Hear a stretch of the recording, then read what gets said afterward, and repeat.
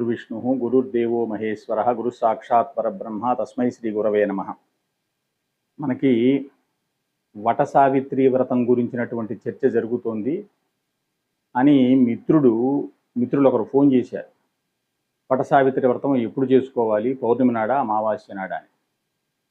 మీరు పంచాంగంలో అమావాస్య నాడు రాశారు, మరి పౌర్ణమి నాడు చేసుకోవాలని చెప్పినటువంటి చర్చ.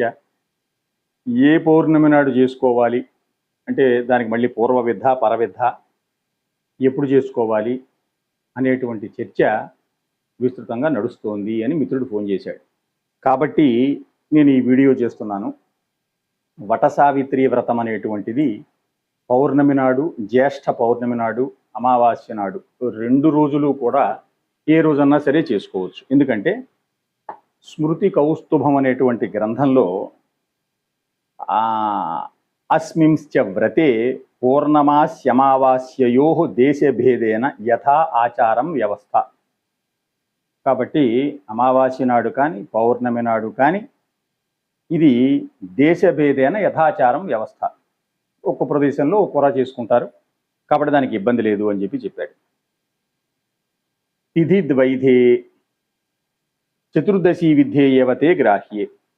ఒకవేళ కనుక 2 రోజులు పౌర్ణమి ఉన్నప్పుడు ఎప్పుడు తీసుకోవాలి అంటే చతుర్దశి వేధ ఉన్నటువంటి రోజున పూర్వవిధనే తీసుకోవాలి అని స్మృతి కౌస్తుభకారుడు తెలియజేశాడు.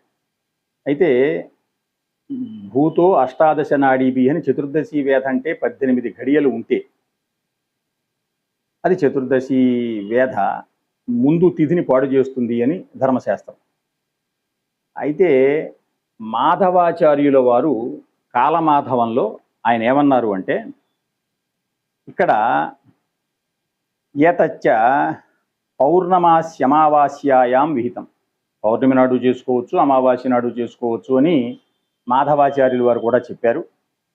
తస్మిన్ వ్రతే పూర్వవిధా గ్రాహ్య వ్రతాంతరే పూర్వవిధా న కర్తవ్య కిం వా పరవిధైవ కర్తవ్య ఇది పరస్పర విరుద్ధస్య శాస్త్రద్వయస్య వ్యవస్థ. మరి పూర్వవిధ తీసుకోవాలని, పూర్వవిధ ఇది పనిచేయదు కదా ఆ వ్రతాలకి అని చెప్పనేసి ఈ విధంగా 2 విధాలుగాను మాటలు వస్తున్నాయి, ఏమిటి అని అంటారేమో అని ఆయన ఒక వ్యవస్థ ఏర్పాటు చేస్తున్నారు. ఏమిటి ఆ వ్యవస్థ? యదాతు చతుర్దశి అష్టాదశ నాడికా భవతి. చతుర్దశి ఏ రోజైతే 18 ఘడియలు అంతకు మించి ఉందో తదా సావిత్రి వ్రతమపి తత్ర పరిత్యాజ్యం. అది మరునాడు మరుసటి తిథి పౌర్ణమిని లేక అమావాస్యని కూడా పాడు చేస్తుంది, కాబట్టి అక్కడ సావిత్రి వ్రతం పనిచేయదు. 18 గడియల లోపు ఉన్నటువంటి చతుర్దశి అయితే ఆ రోజు సాయంత్రం చేసుకోవచ్చు. మామూలుగా సావిత్రి వ్రతం అనేటువంటిది ప్రదోష కాలంలో చేయాల్సినటువంటి పూజ, సావిత్రి సత్యవంతుల ఆవాహనం చేసేటువంటి విధానం ఒకటి. అందువల్ల ఇక్కడ యోయం పౌర్ణమాసీ నిర్ణయ సయేవ అమావాస్యాయమపి అవగంతవ్య. పౌర్ణమి నాడు ఎలాగో అమావాస్య నాడు అలాగే, అంటే చతుర్దశి, పౌర్ణమి ముందు చతుర్దశి ఉంది, అమావాస్య ముందు చతుర్దశి వస్తుంది. అందువల్ల శుక్ల చతుర్దశి కానీ కృష్ణ చతుర్దశి కానీ 18 ఘడియలు దాటి ఉంటే ఆ రోజున వట సావిత్రి వ్రతం చేయకూడదు, మరునాడే చేయాలి, పౌర్ణమి నాడు కానీ అమావాస్య నాడు కానీ.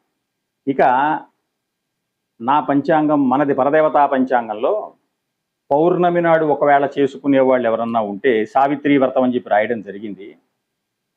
అయితే దీని ప్రకారం ఏంటంటే శనివారం నాడు రాయడం జరిగింది ఇందులో.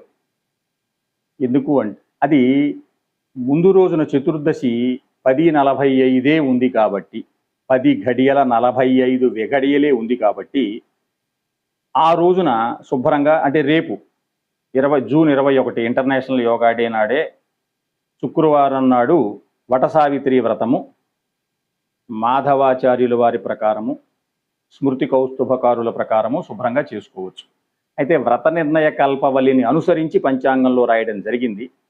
అందువల్ల నేను శనివారం నాడు సావిత్రి వ్రతం అని చెప్పి ఇందులో రాశాను. పౌర్ణమి నాడు 22 శనివారం నాడు, అది ఈ వ్రత నిర్ణయ కల్పవల్లి అనుసారం. కానీ స్మృతి కౌస్తుభము మరి కాలమాధవం పరిశీలిస్తే శుక్రవారం నాడు శుభ్రంగా 21 రేపు చతుర్దశి ఉదయం 10 లోపే ఉంది, శుభ్రంగా చేసుకోవచ్చు సావిత్రి వ్రతం. లేదా అమావాస్య నాడు చేసుకుందాము అనుకునేటువంటి వాళ్ళకి జూలై 5వ తారీఖున అమావాస్య 52 గడియలు ఉంది. అందువల్ల రాత్రి 2:30 దాకా ఉంది. అందువల్ల అక్కడ ఎటువంటి సందేహము లేదు. తిథిద్వైధే అని ఇక్కడ సందేహం అక్కర్లా. 5వ తారీఖు శుక్రవారం నాడు చేసుకోవచ్చు. పౌర్ణమి నాడు చేసుకునేటువంటి వాళ్ళు 4వ తారీఖున శుక్రవారం నాడు రేపు 21 శుక్రవారం నాడు చేసుకోవచ్చు. అందువల్ల వట సావిత్రి వ్రత నిర్ణయంలో వ్యవస్థని మరి కాలమాధవంలో మాధవాచార్యులు అలా ఏర్పాటు చేశారు కాబట్టి దానికి తగ్గట్టుగా ఒకసారి అందరికీ కూడా తెలియపరచడం జరిగింది. అందువల్ల రెండూ కూడా ఉన్నాయి. పౌర్ణమి నాడు చేసుకోవచ్చు, అమావాస్య నాడు చేసుకోవచ్చు. దానికి చతుర్దశి వేద 18 గడియలు దాటి ఉండకూడదు. అప్పుడు చతుర్దశి వేద కింద ఇబ్బంది లేదు, అది ఆ లెక్కలో లేదు. ఆ రోజే సాయంత్రం చేసుకోవచ్చు. ఇది ప్రదోష కాలంలో చేసేటువంటి పూజ కాబట్టి. సెలవు.